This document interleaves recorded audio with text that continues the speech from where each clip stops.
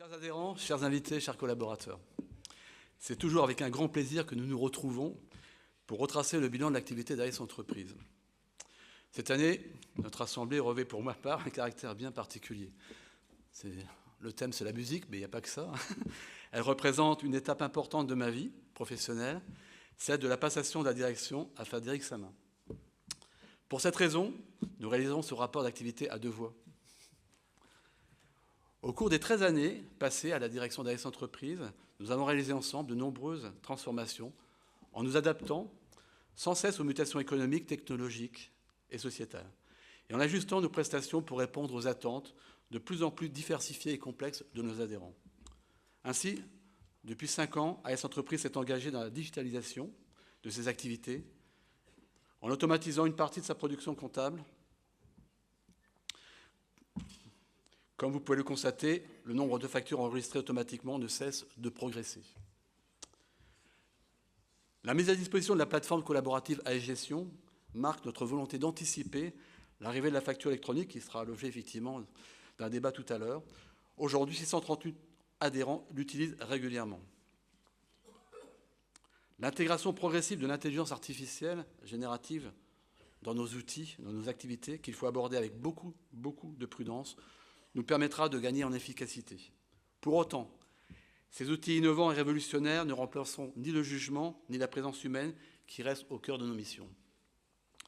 Par ailleurs, cette digitalisation croissante entraîne de notre part beaucoup de vigilance et de défis.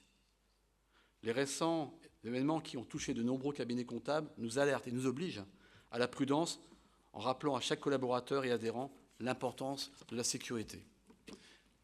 Mais cette période de transition et de grands bouleversements nous ouvre beaucoup d'opportunités en termes d'outils, de conseils, de missions. Je donne la parole donc à Frédéric Samin, notre nouveau directeur d'AS Entreprises, sur nos priorités 2024. Merci Gilles.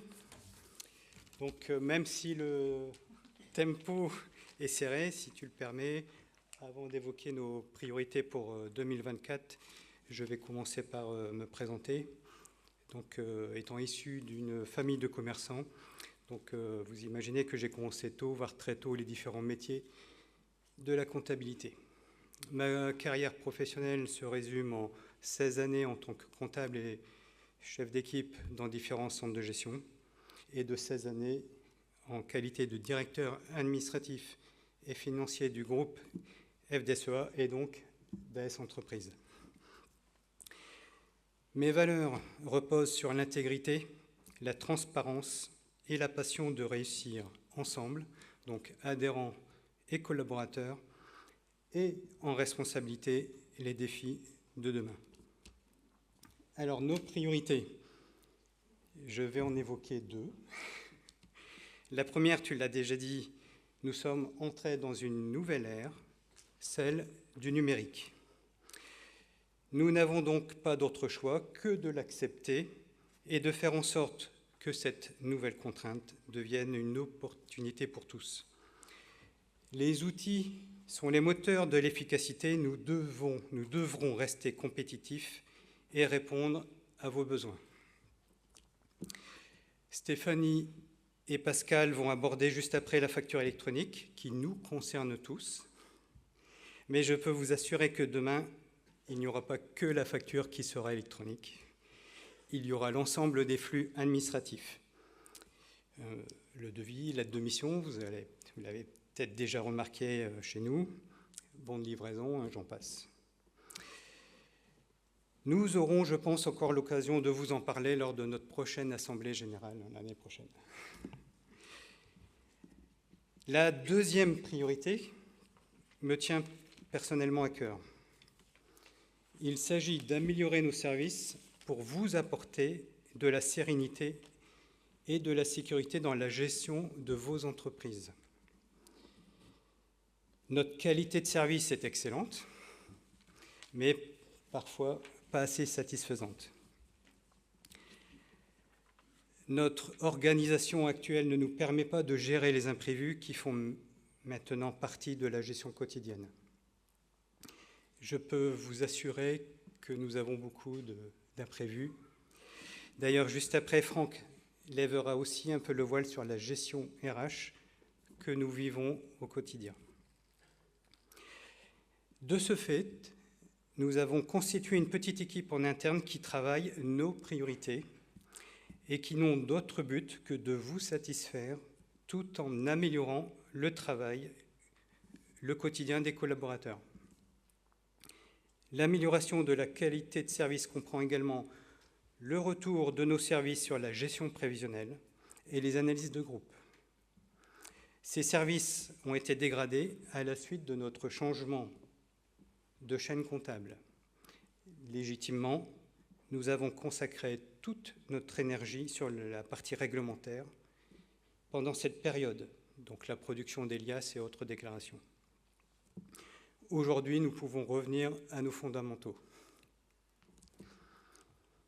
Nous sortirons également prochainement une nouvelle offre pour les ACS, la branche commerce, afin que nous puissions vous proposer de la gestion et du conseil telle que l'offre agricole. À ce titre, il me tient à cœur de souligner la force de notre organisation, AS et FDSEA Conseil, pour vous accompagner tant sur le quotidien que sur les projets complexes que vous développez. Bon, je m'arrête là. Je serai ravi d'échanger avec vous tout à l'heure plus longuement sur ces priorités. Je vous remercie.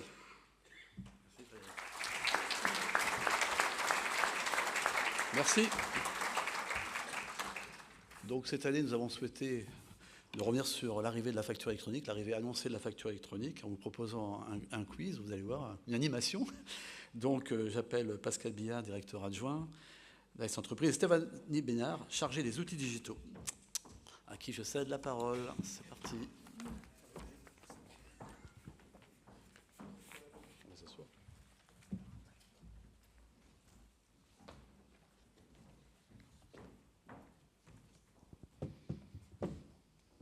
Bonjour à toutes et à tous. Donc effectivement, comme l'année dernière et certainement comme l'année prochaine, je vais vous parler un petit peu de la facture électronique, en essayant de ne pas vous dire trop de bêtises puisque l'État change les règles régulièrement. Donc je vais essayer de ne pas faire comme l'année dernière et de vous annoncer des nouvelles qui arriveront. J'ai demandé à Stéphanie de m'accompagner. Merci. Pour animer et pour vous faire travailler un petit peu. Donc il faut que vous sortiez vos téléphones pour avoir un petit questionnaire que vous allez avoir en ligne et en direct. Stéphanie, je te laisse. Donc, allez, Stéphanie, je ne l'ai pas dit, responsable des outils digitaux chez AS. Bonjour à toutes et à tous. Alors effectivement, on a prévu un petit test qui va se dérouler sur une application qu'on utilise au quotidien, donc qui s'appelle Bicast. Alors j'ai juste besoin de dérouler. Donc voilà, donc vous avez normalement qui s'affiche sur les deux écrans, il y a soit un QR code que vous pouvez flasher. Donc si vous avez un téléphone et que vous avez une connexion Internet, donc je vous propose de le flasher. Pour ceux qui sont loin et qui utilisent malgré tout leur téléphone, vous pouvez zoomer prenez votre appareil photo, vous zoomez et normalement sur la plupart des smartphones maintenant, vous pouvez afficher votre QR code. Et si vous ne pouvez pas utiliser le QR code, en fait, vous utilisez l'adresse qui est écrite sur l'écran, donc my.bicast.com. Et en haut du site, normalement, vous avez un petit encart où vous pouvez indiquer le code session. Et encore une autre méthode, vous tapez Bicast, B2EKAST dans Google. Et normalement, ça doit vous proposer dans les premières recherches, enfin dans les premières propositions, le site à utiliser.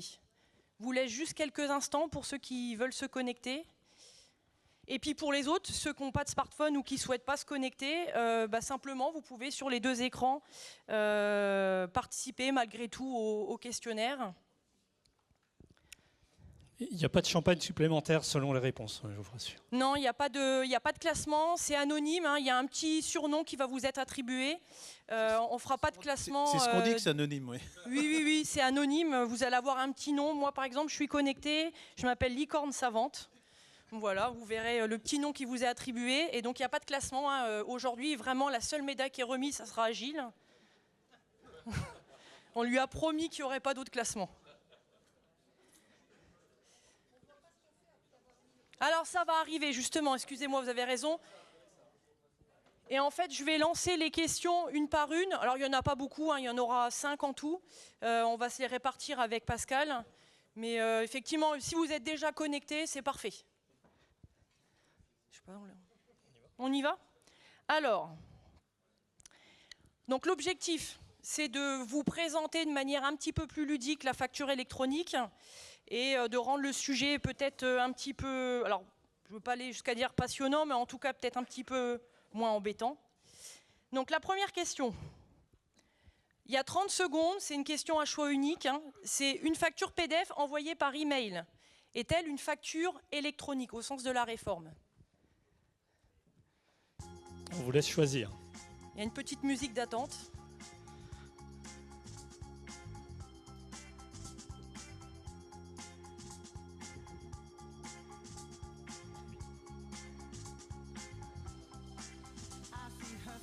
Normalement, il y a 6 secondes, et au bout des 30 secondes, c'est bon. Voilà, c'est terminé. Donc si on analyse les réponses, on a une petite proportion quand même de la salle, 20% qui a répondu vrai, et donc une autre partie, 80% qui ont répondu faux.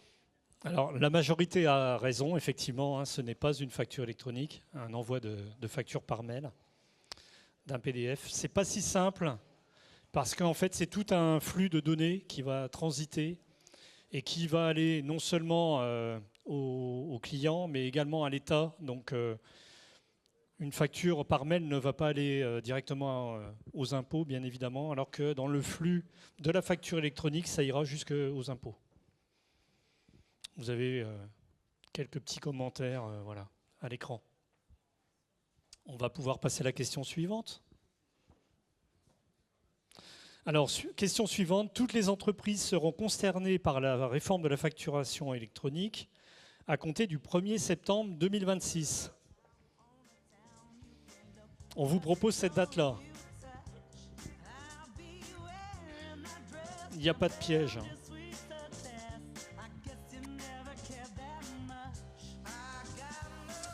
Donc l'année dernière, je vous avais annoncé que la réforme intervenait au 1er juillet 2024, juste pour vous donner l'amplitude de l'erreur que l'État a changé.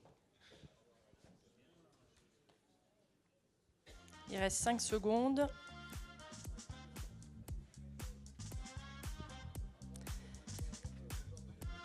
Alors j'ai une bonne et une mauvaise nouvelle. Donc la bonne nouvelle, c'est que pour tous ceux qui ont mis vrai, vous avez raison, c'est bien le 1er septembre 2026. Et pour tous ceux qui ont mis faux, alors si vous souhaitiez que ça soit avant, non. Du coup, ça a été reculé effectivement au 1er septembre 2026. Par contre, si vous souhaitiez que ça soit après, c'est raté. Ça sera bien le 1er septembre 2026, sauf s'il y a encore des rebondissements. Donc effectivement, au 1er septembre 2026, l'intégralité des entreprises devront être en mesure de recevoir les factures électroniques au format choisi par l'administration. Et donc ça veut dire, comment ça va se matérialiser ? En fait, il va falloir choisir soit la plateforme de l'administration qui s'appelle le portail public de facturation, le PPF, et sinon ça sera la plateforme de dématérialisation partenaire, PDP. Donc il y en a beaucoup. Pour l'instant, il y a une 60aine de candidats PDP, avec pour l'instant encore aucun agrément, mais voilà, il y aura, ça sera un prestataire privé ou le prestataire public. Et tout est résumé en fait sous la forme de ce graphique. Vous avez donc une classification qui se fait en fonction de l'importance de l'entreprise. Vous avez les grandes entreprises et les entreprises de taille intermédiaire qui devront, elles, émettre des factures à partir du 1er septembre 2026. Et forcément, il y a un petit délai qui est laissé aux entreprises, on va dire, plus petites, les fameuses TPE-PME, qui, elles, auront l'obligation seulement de les recevoir au 1er septembre 2026, mais elles pourront les émettre à partir du 1er septembre 2027. Il y aura une année supplémentaire. Mais si les grandes entreprises émettent des factures, il faudra bien les recevoir. Donc c'est le 1er septembre 2026 pour tout le monde.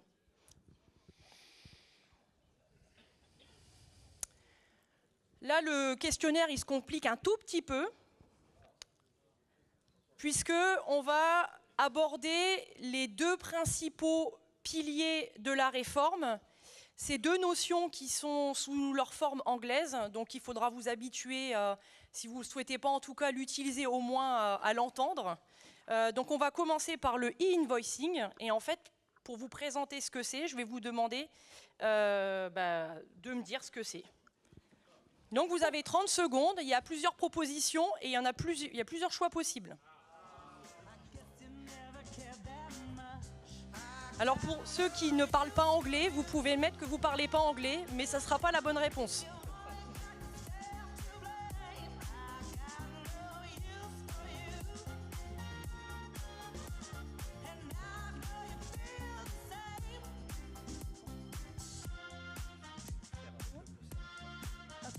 Donc, oui.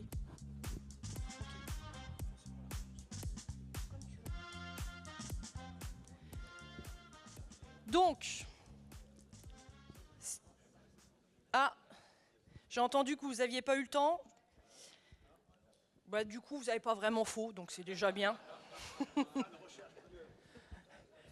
Donc effectivement, le invoicing, juste pour répondre aux questions rapidement, Pascal vous représentera après un glossaire récapitulatif des principaux termes à connaître. Donc le terme peut être employé pour désigner la facture électronique. Invoice, c'est une facture en anglais. Et ensuite, la transmission, et ça désigne également la transmission de la facture de manière dématérialisée. Et je pense qu'il y a plus de 2% dans la salle qui ne parlent pas anglais.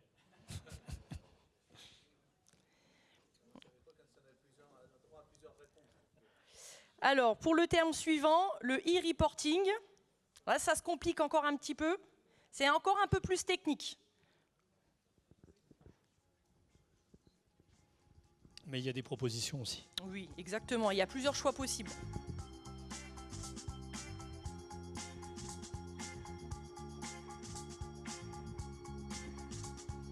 Celui qui a tout bon du premier coup pourra lever la main, il aura quand même une médaille peut-être.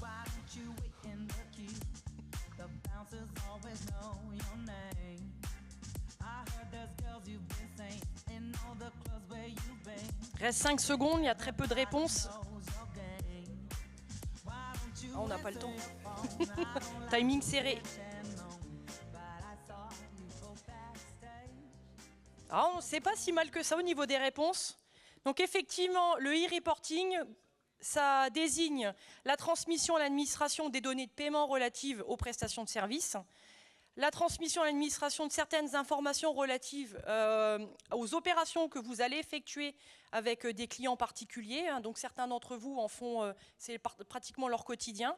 Donc il faudra procéder, en plus d'envoyer la facture au fameux e-reporting, il faudra dire que vos clients vous ont payé. Et ensuite, il y a la transmission à l'administration des informations relatives aux opérations que vous allez effectuer avec des opérateurs établis à l'étranger. Tout à fait. Je te propose de présenter le glossaire. Alors, on vous propose un petit glossaire. Pourquoi ? Parce que cette réforme va apporter tout un tas de termes, on l'a déjà vu, avec le e-invoicing et l'e-reporting. Donc effectivement, comme si je résume très rapidement, e-invoicing, c'est vraiment la facture entre deux entreprises. On va voir le schéma en Y après. Tout ce qui est e-reporting, ce sont des informations complémentaires qui vont être données à l'administration fiscale sur le paiement des factures, et puis notamment tout ce qui est vente intra-Europe. La PDP, donc, c'est la plateforme dématérialisée privée qu'il faudra choisir. Le PPF, donc le portail de l'État, qui s'appelle Chorus Pro aujourd'hui, ça doit parler à certains. Et puis les OD, c'est tout ce qui est les outils périphériques en fait. Si aujourd'hui vous utilisez un logiciel pour faire des factures de vente, comme notre outil Terviti, commercialisé par Terre Informatique par exemple, eh bien cet outil c'est ce qu'on appelle une OD qui va permettre de transférer les informations sur la PDP ou sur la PPF. Donc ça c'est vraiment les termes à minima. Et puis on va voir le fameux schéma, juste pour vous illustrer. Donc ça c'est le choix à la française, hein. En Italie c'est un choix différent. Donc, si vous êtes le fournisseur, vous réalisez votre facture sur la PDP ou sur votre OD. Par exemple, le viticulteur qui vend du champagne, mais à une entreprise, hein, dans ce cas-là, ou l'agriculteur qui vend à sa coopérative. La facture donc passe du logiciel de commercialisation à la PDP, et la PDP va transmettre directement au client la facture à régler, et puis également à l'État les informations sur toutes ces données en temps réel. On va passer à la question suivante. Alors, bientôt. On nous promet déjà la déclaration de TVA, mais ça ne sera pas tout de suite, ça sera dans un deuxième temps, puisqu'il y a encore des données qui manqueront au départ. Par exemple, les aides-PAC, ils les ont un peu oubliés, hein. Il n'y aura pas de facture électronique pour les aides-PAC.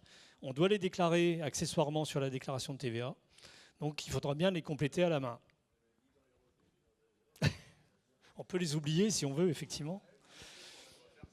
Alors, la question suivante. La facturation électronique repose sur un annuaire permettant d'interconnecter les entreprises en fonction de la plateforme utilisée. Alors là, c'est vraiment pour les meilleurs d'entre vous. Et là, vous avez 1 minute pour y répondre parce que j'ai oublié de mettre un petit peu moins.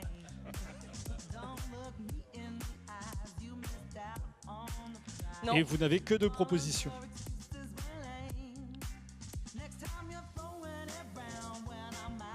Mais je vais quand même arrêter au bout de 30 secondes. Oui. Alors, on a 75% de réponses qui ont mis vrai, et c'est vrai. En fait, le fonctionnement, c'est que pour que 2 entités puissent s'envoyer une facture, donc vous avez un fournisseur et un client, vous allez avoir ce qu'on appelle un annuaire qui va être créé par l'administration. Il n'est toujours pas livré. C'est pour ça que pour l'instant, tout ce qu'on vous dit, ça reste du théorique, hein. Donc il y a un annuaire, et sur cet annuaire-là, vous allez être chaque entreprise identifiable avec un numéro sirène au minimum. Alors ça sera normalement plus, dans la plupart des cas le SIRET, mais voilà, il vous faut au minimum un sirène, c'est le niveau minimal d'information. Et ensuite, dessus, sera indiquée la plateforme que vous allez avoir choisie, donc soit la plateforme de dématérialisation partenaire qui sera l'opérateur privé que vous aurez choisi, soit vous allez décider de passer par le portail public de facturation, donc le portail de l'État. Et donc quand vous allez décider, vous, d'envoyer une facture, vous allez taper le sirène de l'entreprise qui doit recevoir la facture, et sur celle-ci sera écrit le nom de la plateforme, et ça s'interconnectera automatiquement. Et les guillemets, on ne sait jamais. Et avec ce procédé-là, ça vous permettra ensuite de pouvoir envoyer votre facture sous le fameux format électronique. On avait à peu près 10 minutes pour vous exposer ces différents points. Et en fait, on va vous présenter une petite vidéo qui récapitule tout ce qu'on vient de dire en 1 minute 30. Comme ça, si on n'a pas été assez clair, on vous passe la vidéo. Elle a été faite par l'administration, donc elle est très positive, mais elle résume malgré tout assez bien ce qui va se passer. On n'est pas forcément d'accord avec tout ce qui est dit, mais... c'est le vœu pieux de l'administration, en tout cas. C'est les objectifs, effectivement. Alors, il faut que je le lance ici.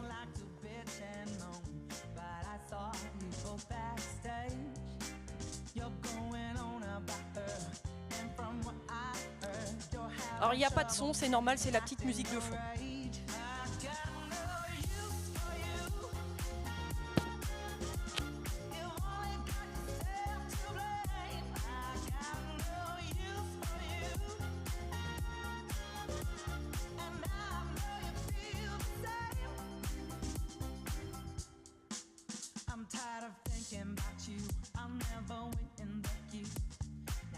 Everybody knows my name. Don't look me in the eye.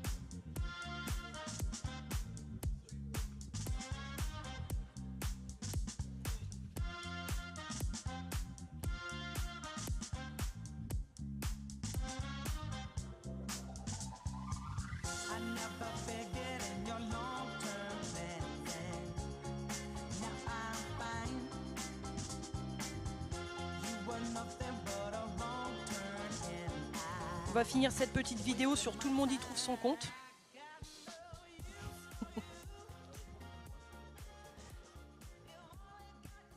J'avais prévenu qu'on n'était pas d'accord sur tout. Alors un point important, dans nos métiers comme dans le vôtre, il faut maîtriser le calendrier. Vous avez les saisons. Nous, on a aussi nos saisons, ce n'est pas tout à fait les mêmes.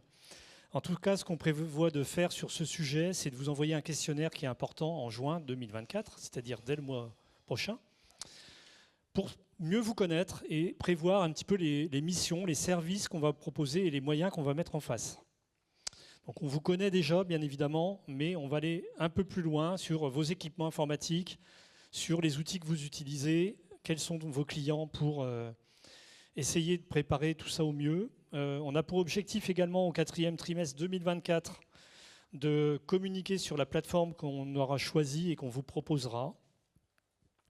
Il faut savoir qu'aujourd'hui, il n'y a aucune plateforme, il y a à peu près 55 plateformes qui voudraient être agréées. Mais aujourd'hui, aucune n'est agréée. Donc évidemment, on ne va pas vous proposer quelque chose qui n'aurait pas de certitude sur sa pérennité. Donc on ne tient pas à le faire tout de suite. Et puis, vous voyez que fin 2024, début 2025, l'État va tester les liens entre son portail à lui public et les plateformes dématérialisées privées. Donc il n'y a qu'à ce moment-là où on aura un peu plus d'informations, on pourra tester tout ça. Si tu peux passer à la diapo suivante. Je peux le faire. Donc la prochaine étape qu'il faut, le petit sujet à retenir pour vous, ça sera de choisir une plateforme. Donc aujourd'hui, vous avez votre classeur, vous avez vos pochettes avec vos factures. Au 1er septembre 2026, vous ne les aurez plus, ça va disparaître. Bon, je vous ai déjà dit ça l'année dernière. On pourrait toujours imprimer vos factures électroniques, mais ce n'est pas le but. Voilà. Et votre classeur, en fait, sera dans la PPF ou dans la PDP, où vous retrouverez tous vos documents. Sauf que la PDP aura des services complémentaires que vous pourrez utiliser. Et donc, il est important que vous reteniez celle qu'on vous proposera pour simplifier les flux, parce que sinon, on ne garantit pas la possibilité de récupérer les pièces et les écritures de la comptabilité. Aujourd'hui, on court parfois après les factures qu'on vous demande. Le comptable vous dit bah oui, mais il m'en manque 3, ça ne va pas aller. Demain, on va courir après les fichiers. Donc, si c'est la même plateforme, ça sera beaucoup plus facile pour vous offrir des services et pour bien vous accompagner. Voilà, merci à tous. Merci. Et bonne soirée. Et bravo pour les réponses. Merci beaucoup Stéphanie, Pascal. On va passer à l'autre partie donc, du rapport d'activité. Donc, c'est vrai, on va parler RH. Les deux piliers effectivement essentiels pour garantir notre succès et la pérennité de notre association sont la politique de recrutement et la formation des collaborateurs. Nous avons demandé donc à Franck Duval, notre directeur des ressources humaines, de nous faire un point sur la stratégie concernant ces priorités.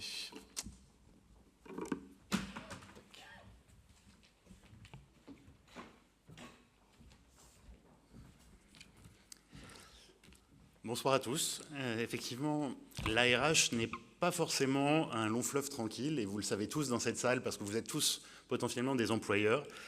Nous sommes face à un défi actuel qui est un défi d'attractivité.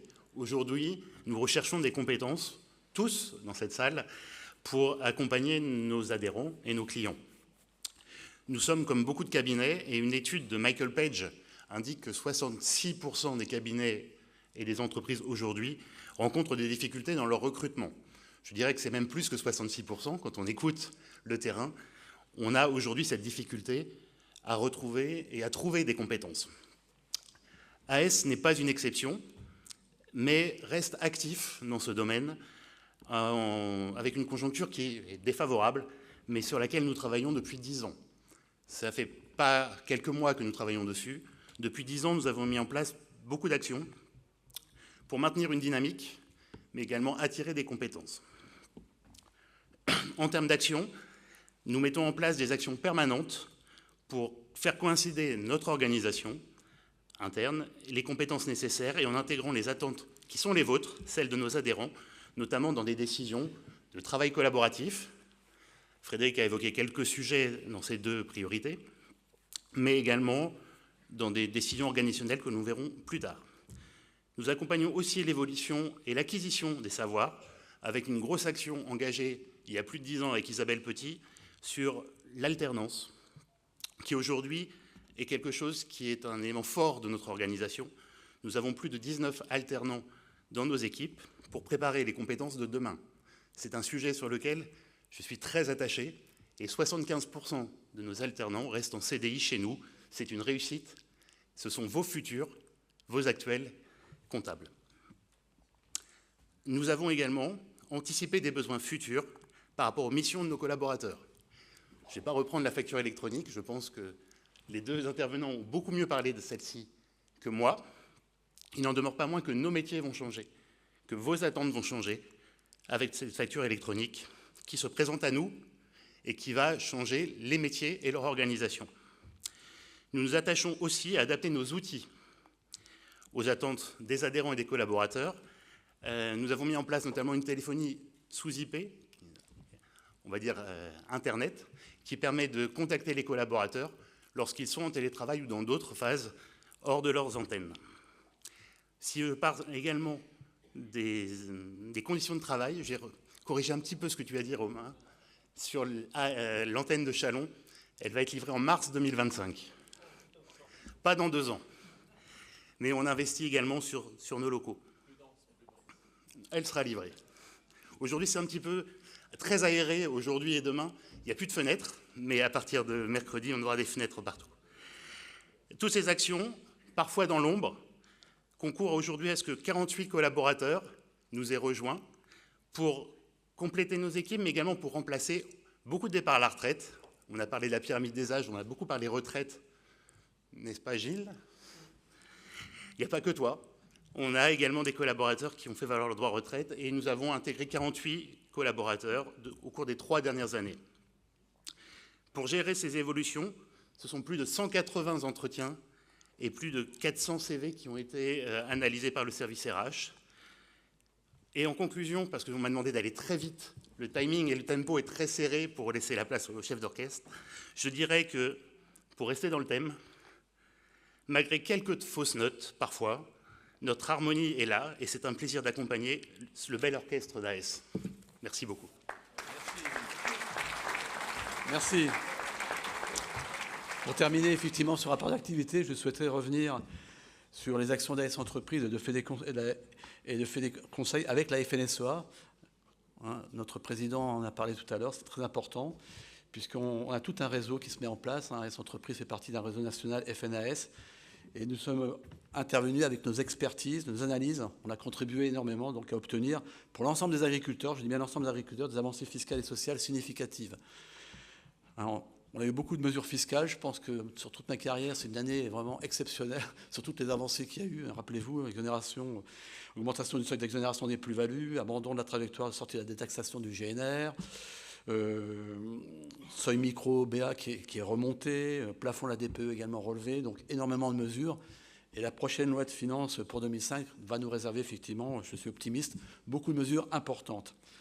Donc moi je profite également de cette assemblée pour remercier chaleureusement les collègues de FDSA Conseil, notre partenaire privilégié pour la qualité du travail réalisé, comme vous pouvez le constater. Sur la diapositive, il y a les juristes, les conseillers d'entreprise, les experts. Ils réalisent tous ensemble, un accompagnement global et très complet pour répondre aux différentes attentes de nos adhérents. Compte tenu des données démographiques, on en a parlé tout à l'heure, la réussite de la transmission des exploitations agricoles est le défi majeur des prochaines années pour le monde agricole. Dans ce domaine, AS Entreprises et FDSA Conseil renforcent les actions pour préparer avec vous cet événement majeur dans la vie de l'exploitant, de son conjoint et de ses familles. Un grand remerciement également à Richard Gallo et à toute son équipe, effectivement ses collègues du service juridique de FDSA Conseil qui depuis plus d'un an, je dis bien plus d'un an, se bat au quotidien donc avec le guichet unique. Je pense que tout le monde a subi effectivement les contre-coups de ce guichet unique. Se bat vraiment pour avancer les dossiers de création, modification d'entreprise. On s'est réunis avec l'administration fiscale pour essayer de voir les choses avec les greffiers. Ce guichet unique est une plateforme de dématérialisation, comme quoi, attention aux plateformes de dématérialisation. mise en place par l'administration qui, aujourd'hui, vraiment, c'est un véritable fiasco. Donc on espère tous que ça va s'améliorer.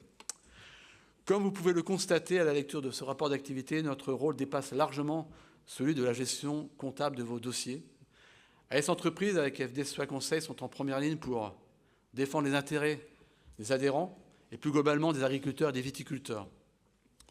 Cette mission bien singulière pour un cabinet comptable est portée par l'ensemble des collaborateurs et donne du sens à notre travail quotidien.